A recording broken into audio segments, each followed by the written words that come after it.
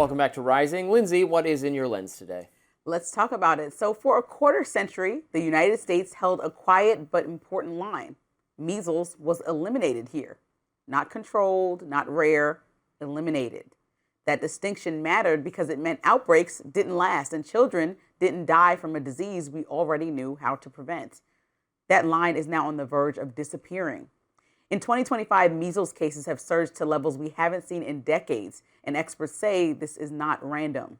It's the predictable result of falling vaccination rates and years of misinformation finally catching up with us. South Carolina has quarantined at least 254 people after confirming more than 24 new cases. The state has logged 123 cases this year alone after reporting just one in all of 2024. In West Texas, more than 700 cases have been confirmed since January, and 2 children have died from complications linked to the virus. Nationwide, the CDC reports 47 measles outbreaks so far this year. Former infectious disease staffer at the CDC, Fiona Haversom, told The Hill, quote, "This is a very clear example of the damage that the anti-vaccine movement has done in the United States." The data backs her up. According to the CDC, 92% of measles cases are among people who are unvaccinated or whose vaccination status is unknown. At the same time, MMR vaccination rates among kindergartners have slipped to 92%, down from 95% right before the pandemic. That may sound like a small drop, but measles exploits small gaps with ruthless efficiency. Even states with high overall vaccination rates aren't immune. In Texas, 94.3% of kindergartners are up to date on their MMR shots. But in Gaines County, the epicenter of the outbreak, 17.6% of kindergartners were exempt from at least one vaccine. Now, measles does not need a majority, it just needs an opening. The U.S. is now approaching a really grim milestone. A country loses its measles elimination status after 12 months of uninterrupted transmission. On January 20th, that clock runs out. A former CDC staffer called the situation, quote, "extremely embarrassing for the U.S." Michael Osterholm, director of the Center for Infectious Disease Research and Policy at the University of Minnesota, put it more bluntly. He said, quote, "We can already say the house is on fire. We don't need to wait for one more smoke alarm to go off to know that's happening." Now, measles didn't come roaring back because science failed. It came back because trust did. Vaccines didn't change. The virus didn't change. What changed was the volume given to fear over facts. And that cost of that choice is now being measured in hospital beds, quarantines, and children's lives. Losing elimination status may sound technical, but living with measles again is absolutely not.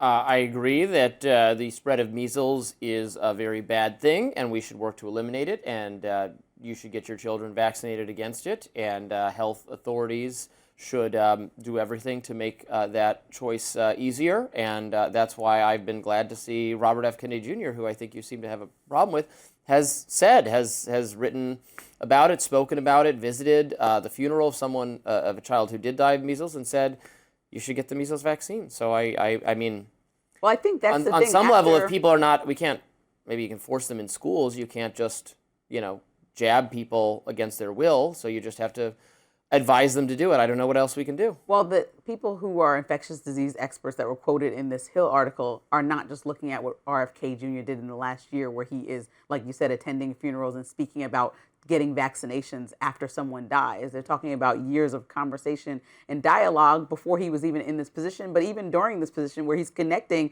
vaccinations to things like autism without credible information and series of studies that is required to prove something like that, and then making parents have the ultimatum or the responsibility to make a doctor's choice. It is a parent's choice as well, but then also feel the stress and the weight of feeling like they may have been the cause of something happening to their child because they went with a routine vaccination that has by and large saved more lives than it has affected any lives. And so when we look at the numbers and the way that it was eradicated, and we look at the deaths, for example, or the death of the young child whose parents have made a decision not to vaccinate him in Texas, diagnosis, and then they see that their kid is deceased and they say they still would have made that same choice. It's kind of like, what was compelling this thought process to think it was such a great choice to not vaccinate your child? And this is, again, we're going to see more cases rise. And for something that was largely gone for years, I'm talking about like a quarter of a century, to see it coming back, that has to be a problem. And if people are tying that, the experts are looking to why parents might be making these decisions and seeing patterns of conversations changing about all the things that come from getting vaccinations, well, then I'm sorry, I have an entirely rival theory for why people have lost faith if skepticism of vaccines is increasing. It's because of the COVID vaccine, which was marketed and sold by health experts in our government in the most baffling and idiotic of ways. If there's a crisis of confidence in vaccination, it's because the COVID vaccine was so vigorously, it was forced on millions of workers. Millions of people were forced to get it who didn't want it because they were told it stops you from getting COVID, it prevents you from getting COVID.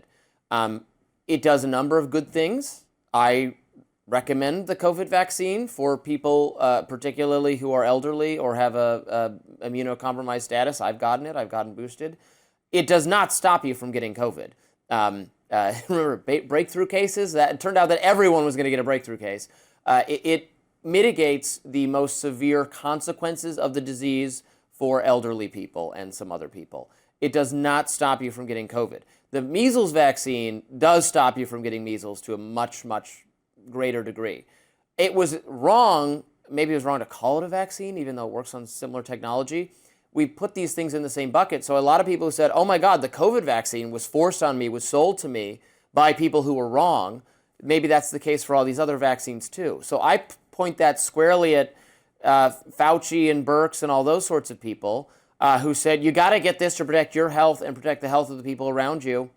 That ended up not being, ended up at least being much more complicated than that. It's not complicated with the measles vaccine, I agree, but people, the misinformation is coming from the health authorities themselves. We have a like-minded thought process around the COVID vaccine. I told you I was one of the employees that was forced to get it. Very frustrating, especially as a pregnant employee that was forced to get it or keep my job or not know how it will affect my child. That's horrible. Yeah, so I was in that situation. But I don't think that that's the only reason. I think when we look at RFK being the chosen leader as HHS positioning, he has a history of saying things that you have to acknowledge. We can't just comb over it and say, oh, well, never mind. He's in this position. And he changed his stance after someone died. He said that no vaccine is entirely safe. He also has connected vaccine administration to autism without factual information. And as a parent, that's one of the scariest thoughts to think about, is that you, by making a decision for your child, have caused something to affect your child in any way like that. And so if that's on the mind of parents and he's not specifically adamant that he has no dot being connected in that case and no studies that truly do that in a thorough way, then I don't think you're being that's a little accurate. too aggressive now. He has pointed to studies and evidence that he thinks are compelling. Now, most or virtually all experts think that the evidence or the studies that he's pointing to are not compelling and are erroneous and are contradicted by volumes of evidence. But he didn't just wake up one day and magically declare that's what I mean. this out of So nowhere. he's the guy in charge, and he thinks this is compelling. But most experts are saying this is not correct. You're leading the public in the wrong way, and we should just accept the word of a man who's in this position as opposed to the experts that study this. Well, okay, but his perspective, he's coming from a consumer harm perspective, where in his view, experts are bought and paid for by the corporations that market these things, and experts said smoking is perfect, is good for you, is healthy for you for years and years and years until they realized, well, it actually causes cancer. That's what we he didn't thinks risk losing the case our measles elimination status under any other HHS secretary besides RFK. So it's like, well, the buck stops with you. Why is it happening right now? COVID, like you said, was almost 6 years ago. Though. Well, it took a while for people to say, oh, well, no, the person who doesn't saying, trust vaccinations. I really was tricked. I guess I wouldn't give it to my kid. Just right now, they just started to think that. Well, we're in the immediate aftermath of COVID. Right, Lindsay, what's in your lens today? Let's get to it. So this story starts with a member of Congress, but it's really not about politics. It's about motherhood, fear, and what it means when citizenship is no longer enough to make you feel safe in your own country. Congresswoman Ilhan Omar told WCCO that fear hit home last week when her 20-year-old son was targeted by ICE. Not at the border, not crossing a line, just living his own life in Minnesota. She described a familiar routine: Friday prayers at the mosque with friends, then dinner at a favorite restaurant in Cedar Riverside. But that Friday, Omar knew ICE agents were in the area. She called her son over and over, and he didn't answer. And in that silence, every mother knows what happens next. Your mind fills in the worst case scenario. Omar later said she finally spoke to her son that night and explained just how heavy that fear had been. I had to remind him just how worried I am, because all of these areas that they're talking about are areas where he could possibly find himself in. And they are racially profiling. They are looking for young men who look Somali that they think are undocumented. Her son told her ICE agents entered the mosque while he was praying, but left without doing anything. Later, they showed up at the restaurant too. Again, nothing happened. And then the next day happened. But yesterday, after he made a stop at a Target, he did get pulled over by ICE agents. And once he was able to produce his passport ID, they did let him go. An American citizen pulled over by federal agents and released only after showing his passport. His mother says he carries it all the time, just in case he needs to prove that he belongs here. That context matters when you hear the president's words. Why is it we only take people from whole countries, right? Why can't we have some people from Norway, Sweden, just a few? Let us have a few. From Denmark, do you mind sending us a few people? Send us some nice people, do you mind?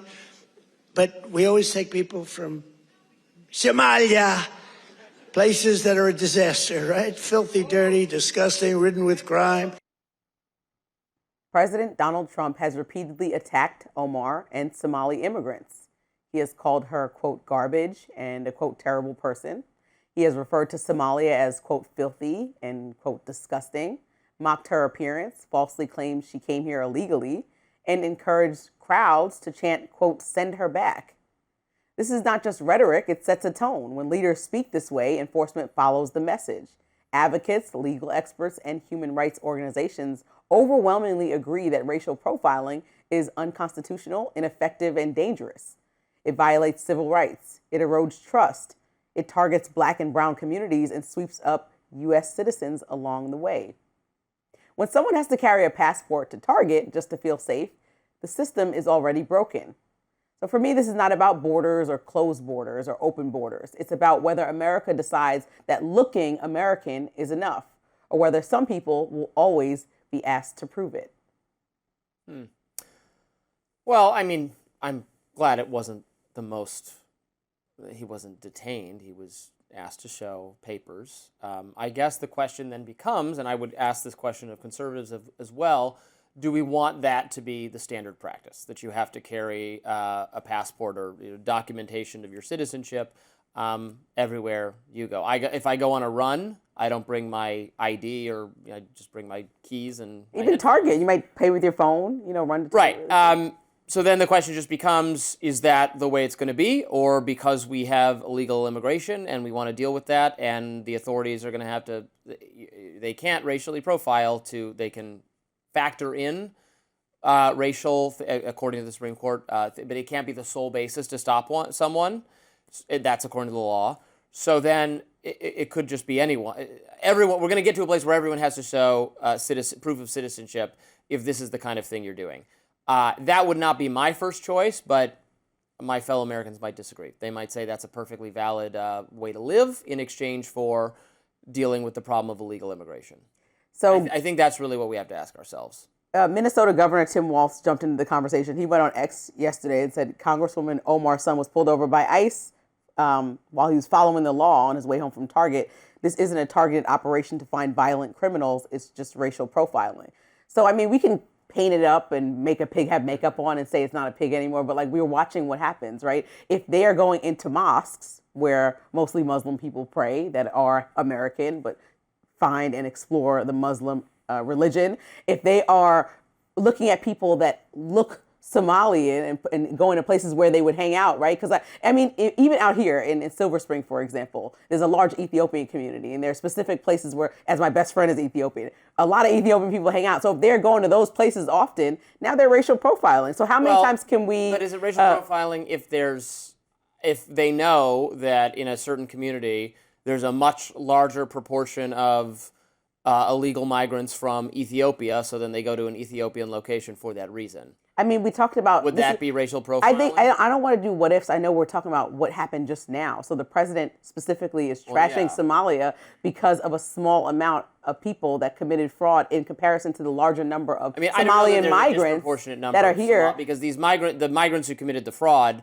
well, many of them are, I think, they're not even they were born here. They're of immediate Somali right. So descent, but this is almost like a retaliation. I mean, so it's not that, oh my gosh, we need to look at this community so closely because they committed the fraud or did something specific. It's just him attacking Somali migrants because of this incident, and he wants to look strong on immigration. But mind you, in the process, he's racial profiling. My point was the police, the authorities go where there's crime and where there's criminals. And there's not crime at the mosque, last time I checked, for the most part. So that's what I'm saying. Her son went to the mosque and to dinner. And there's not crime too often at Target. Of illegal immigrants. So they're going where so they then think they're basically illegal immigrants would and be. your point then the main point is that the people have to walk around with their passport. I mean, we watched how this happened in New York when they said it wasn't racial profiling. Stop and frisk. Right. They found people that looked black and brown and pulled them over. I mean, there's no way profiling, right, because they were just stopping. I mean, yes, this gets into some tricky that was considered to be wrong because they were just routinely stopping every black person. I mean, they could. It gets to some odd. I mean, there are disparities in crime. Like violent crime is disproportionately committed by men. So should they stop all men and not stop any women? That's the thing. They're not doing that, Robbie. That's the thing. Well, like, I'm posing it like most people in Minnesota that don't look. What is the look of America that look American to people, which might just be considered white, are not being pulled over by ICE every single day or stopped when they're at Target. So that's the point. How do you decide, like, do I look American enough to not be bothered in Target? And that's the biggest issue where if you like migration or don't, how are we deciding how to pull people and stop people's days and make them issue identification? If you're just doing it based on statistical likelihood, it's not even going to be Somali or African-looking people. It would be Hispanic-looking people and that was an issue in Los Angeles, remember? Well, and that are the largest examples of illegal migration in our country would be Hispanic-looking people. And I believe there's an ongoing Supreme Court is reviewing a case right now about what's possible in Los Angeles because there's conversation about how they decide to pull people over. So. Right, and I don't want to live in a country where we all got to show our papers. But if the mandate is to find more illegal immigrants, I'm not sure the authorities should just ignore the evidence of their eyes for who's statistically more likely to be an illegal immigrant. Oh, that gets into tricky territory that becomes racial profiling. That's the only thing that we have to acknowledge and admit, and how damaging that is to our country. All right, Lindsay, what's on your lens today? Let's get to it. So Democrats are feeling something they haven't felt in a while: momentum. After a string of recent wins, there's a real belief inside the party that flipping the House next year is a possibility. Now, anti-Trump anger is motivating voters, and a renewed focus on affordability is finally cutting through. But energy alone does not win elections. Clarity does. Even some Democrats are saying the quiet part out loud. Senator Chris Coons, a close ally of President Biden, argues the party needs to rethink how it talks to voters and stop lecturing them. He says Democrats need to listen and actually solve problems in ways people feel in their everyday lives. As he put it, quote, stop telling Americans how to be and what to feel and believe. He added that leaders, quote, need to listen and focus on helping Americans achieve financial security and live the American dream. He went on to say, quote, we have to get back to the values and ideas that draw people to be Democrats to begin with. Coons shared those views in an essay published in Democracy, the Journal of Ideas, and his background matters here. Both of Coons' parents were Republicans. He even helped found the Amherst College Republicans. His argument is simple and familiar. To win again, Democrats need to offer voters a concise, accessible framework rooted in opportunity, security, and justice that includes affordable housing, quality education, and jobs everywhere, not just in these coastal bubbles. Former President Barack Obama echoed a similar message this week, speaking to House Democrats in Los Angeles. He warned lawmakers not to get trapped in the ideological food fights as they try to win back the House. According to ABC News, Obama told Democrats to focus on winning first and sort out these internal differences later. According to transcript obtained by ABC News, he said, quote, because I promise when that gets done, we have enormous talent and we are then going to be in a position, as the next presidential campaign ramps up, to sort through some of the differences. He added that the party's differences aren't that big and that social media often magnifies them. The voters seem open to this moment. According to a November poll, a majority of voters say they would rather elect a Democrat candidate if the midterms were held today. The poll found that 55% would choose a Democrat compared to 41% for a Republican. That shift is not accidental. Trump ran on lowering prices, and now months into his term, prices are still rising. Grocery costs more, electric bills are up. His approval rating has dropped to 36%, with many voters saying his policies are making everything more expensive. Even voters focused on the economy think he's not doing enough to fix it. The reality is this: there are fewer competitive House seats than there were back in 2018. The low-hanging fruit is gone. A wave is harder to build when the map is tighter. That means Democrats cannot afford vague messages or mid-campaign pivots. Voters want specifics. They want to know what Democrats are fighting for and how it helps them right now. The path forward is not louder rhetoric. It's a clear economic message focused on affordability, delivered consistently, and followed by results. Momentum opens the door, sure. Message decides whether Democrats walk through it. Well, look, I mean, I agree that that's all valid and messaging is important, and Democrats, I concede, have an opportunity because things are not going as well for Republicans as they would have liked. Trump has not improved the economy sufficiently, in my view, and I again point to policies, tariffs, and other things that have kept prices higher than they should be. But the Democrats they are split on a lot of issues, like specific issues. I mean, should Democrats run on Medicare for all? Should they run on Bernie Sanders, I just saw, announced that he favors a moratorium on all new data centers. He doesn't want to build any new data centers because he thinks AI is growing, that sector is growing too quickly, and democracy needs time to catch up. No more data centers. China's not doing a moratorium on data centers, but we're going to do a moratorium on data centers. Great idea. That is, in my view, that's bad.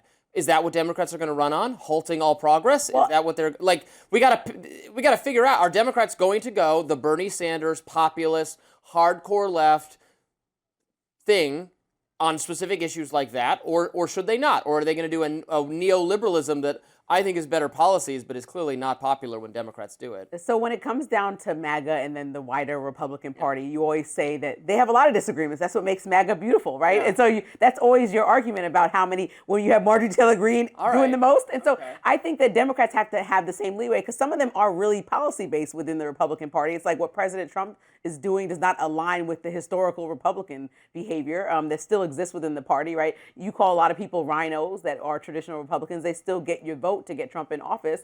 And so to me, I think that the Democrats don't have to decide. That's what Obama's point was. Just because Mamdani's running, just because Mamdani's running doesn't mean that you have to say, oh, we're all Mamdani. Like, no, that works for New York. Well, and we can pick out of the policies that work for the broader country federally and say, oh, that makes sense. But not everything he says makes sense for the whole country. Who's the national, that makes sense what for are the policies of the national candidate is what I'm wondering.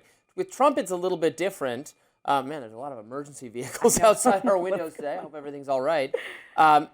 With Trump, it's different because he has such power over the Republican Party, and it's a personality-based thing, not a policy-based thing. So the policy is just whatever he says it is, and it doesn't have to be internal. It can be more conservative on something. He is much more conservative on immigration. It can be less conservative on other things. He cares less about entitlements than a previous generation of Republicans did. He doesn't want to privatize Social Security and cut Medicare, and sadly, because I think those would be great things to do, privatize that. He doesn't want to do it, so he's less conservative on that. It doesn't have to be ideologically consistent for him. It's just about Trump and his personality. The Democrats don't have someone. They don't even have an Obama-like figure with a fairly compelling personality who could then pick whatever policies he wants for the most part because he's popular. They don't have someone like that. Right, because they're doing they have to completely do a rebirth. So because, that's going to choose. come with time, I think, in the next election. But since we're talking about the midterms, I don't think that these candidates in the midterms that are obligated to represent their districts and their states and their places, they need to focus on what policies overall matter. And that's kind of what Obama's point was. I'm just curious is that, I would like to. I'd like to know I think when the which way they're midterms gonna are done, and you saw that interview with Pelosi yesterday. She was very confident, in your words, overly confident about the winning. But it's not for every candidate. If you look at Abigail Spanberger, she's a great example. She didn't lean into the Mamdani policy. She also didn't lean into the Trump bashing. She led in with eager talk about the struggling systems that are not working within Virginia and saying, listen, we're not going to attack President Donald Trump and what he maybe has done in the DMV area. We're going to talk about how people can get more money in their pockets. And that was a winning message. So I think if Democrats focus on the actual people that they might have, quote unquote, forgot about in the last few elections and not about how bad President Trump is, because that's not a winning message anymore. I guess I would just like to calibrate my own personal level of alarm. You're right. If Democrats are running, it's Abigail Spanbergerism, then I would not be particularly alarmed. If it's halt all new technological innovation because I don't like it, Bernie Sanders style stuff, I think that's going to be catastrophic for our country, for our competition with China, for our leadership on the global stage, and then my hair will be on fire.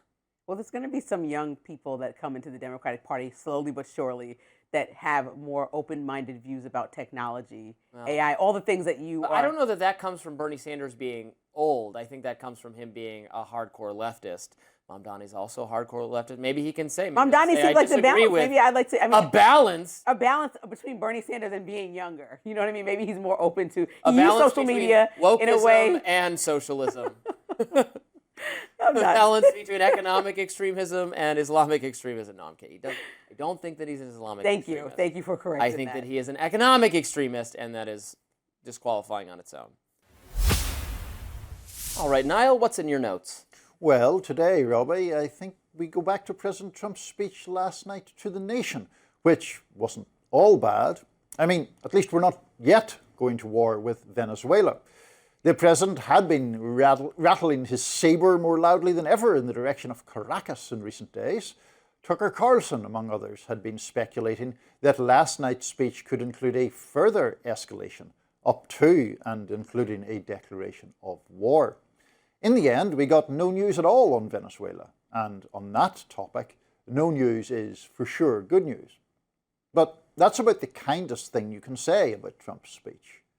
A frustrated, irritable man yelling at us. That's what we saw last night, and honestly, it's getting rather boring. Maybe that's one reason why Trump's approval ratings are well underwater, by 12 points in an Economist YouGov poll released earlier this week. Perhaps the most surprising thing about last night's address was what a bad performance it was. Trump, who prides himself on his showman skills, rushed his way through the speech. There was little coherence and no charm, only a familiar laundry list of angry grievances. It was, above all, ineffective. As my friend Conal McShane of our sister network News Nation put it dryly on X, quote, "Someone must have thought this Trump primetime address was a good idea. You wonder if that person still thinks that." If you didn't see the speech, the tone and the reckless approach to facts was plain right out of the gate. Let's watch. Good evening, America. 11 months ago, I inherited a mess, and I'm fixing it. When I took office, inflation was the worst in 48 years, and some would say in the history of our country. If some would say that, they're incorrect. Inflation in November 2024, the month Trump won re-election, stood at 2.7% on an annualized basis. New data just out this morning shows inflation last month was at 2.7%. That is, of course, not even remotely close to the highest inflation ever. Later, how about this familiar but nonsensical claim? I'm doing what no politician of either party has ever done, standing up to the special interests to dramatically reduce the price of prescription drugs. I negotiated directly with the drug companies and foreign nations, which were taking advantage of our country for many decades, to slash prices on drugs and pharmaceuticals by as much as 400, 500, and even 600%. We all know, but the president apparently does not, that the price of an item cannot be slashed by more than 100%, at which point it becomes free. Here's Democratic Senator Mark Kelly making that point with MS Now's Jen Psaki last night.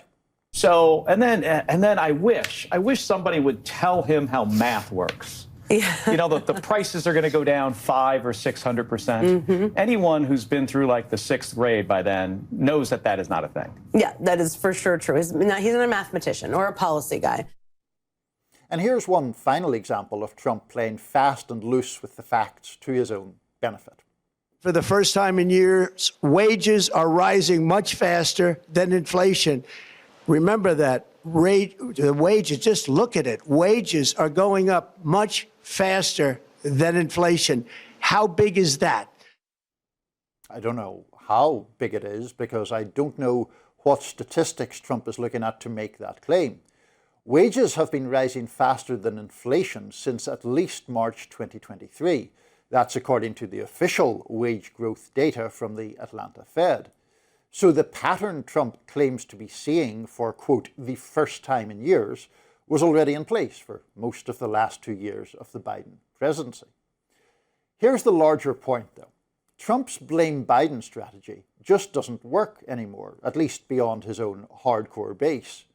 You don't have to take my word for that. A Fox News poll released in November showed voters saying by close to a 2-to-1 margin that it is Trump, not Biden, who is primarily responsible for the state of the economy.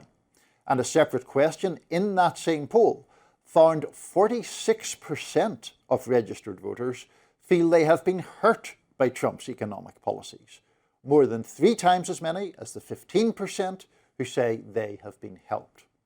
That trend is a huge problem for Trump, and ranting about Biden or telling voters that they're wrong to feel the way they do isn't going to help. Above all, Trump's act last night just seemed old. As my homeland's greatest poet W.B. Yeats once wrote, an aged man is but a paltry thing, a tattered coat upon a stick. Trump is looking increasingly bruised and tattered and threadbare these days, and last night's speech didn't come close to a holiday miracle. A bit of a Yeats quote to please your English literature major heart, Robbie. I appreciate that. I can't believe we have 3 more years of this. Right. Yeah, they need to do something, but it's only going to get harder from here on out because they're going to lose control of Congress, or they're likely to lose control of Congress, I would say. Not the Senate, but the House in the midterms. And then what can you accomplish? Then that's the end of your agenda, effectively. So I don't know what legislative victories can they point to. Now, maybe they don't need to do things legislatively because Congress is controlled by Republicans and they've said, no, president does whatever he wants. What he's doing is we're plotting a war with Venezuela. And what else? What is the agenda? What is going to get prices under control will be the thing the American people reward you for. It's the thing poll after poll shows is most important to them. And they just can't point to enough success on the economic front, even though I would argue, having done pretty vanilla Republican things in terms of trade and taxes and regulation, would have all strengthened the economy and people would have felt it and would have been good. So we're, again, easy, not transformative, only Trump himself can get this done type of things, but normal garden variety Republican stuff. You know, I listened to to Susie Wiles, like her pushback on Trump in Vanity Fair, and I'm listening, I'm like, man, if you did everything she wanted, the agenda would have been totally on track. In just my perspective, I could be wrong. Well, I mean, to that point about doing things in a different way, it was during the Biden presidency that we heard the legitimate criticism from the right, primarily, that Biden and his team were making a big political mistake because they kept saying, well, if you look at this data point or that data point, the economy is actually doing better than you think it is.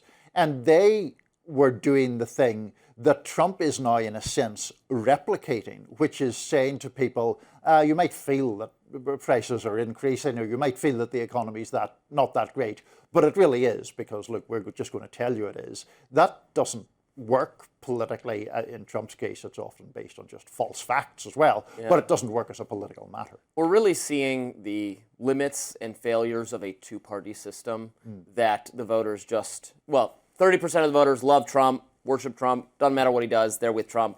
maybe 40% of the voters hate Trump, despise him, they're voting for Democrats.